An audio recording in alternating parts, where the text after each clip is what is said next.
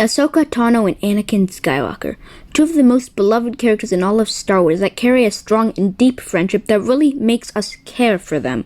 While many books and movies struggle with us really caring about the fate of the characters, they truly take it to another level here. Today, I would like to examine why I think we don't want anything bad to happen to their friendship, and why we just hope that they're happy.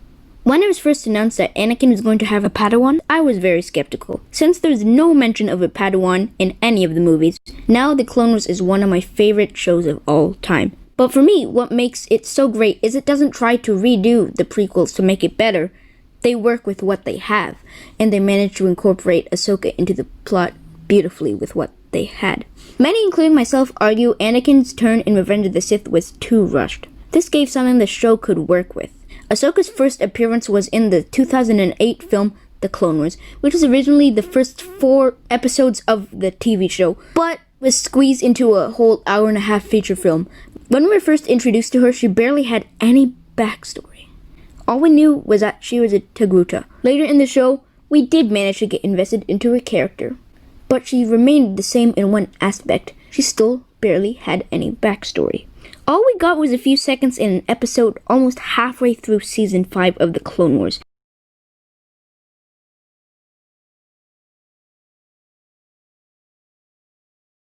How did they leave out such a vital part of a compelling character and still manage to make us care about her?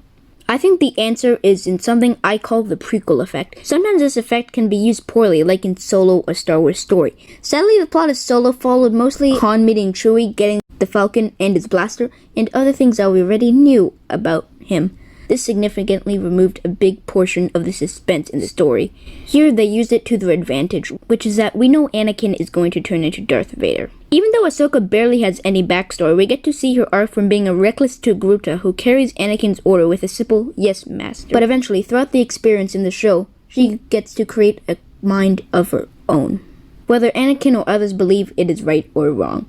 When Anakin would tell her an order, she might refuse. We get to see how her new mindset from Anakin impacts him. Whenever Ahsoka was around Anakin, you really got to see the joy portrayed in Anakin, but soon they had more disagreements. That made Anakin become more cold and dark. We know exactly what's going to happen to Anakin. We just dread the day it will come. That's how they managed to create suspense, in my opinion, and how we care about their friendship so much. They showed us how her actions impacted Anakin, a character who had tons of backstory and depth. For me, that is why we care about them so much, and how they made the prequels work with what they have. Thanks for watching, and may the Force be with you.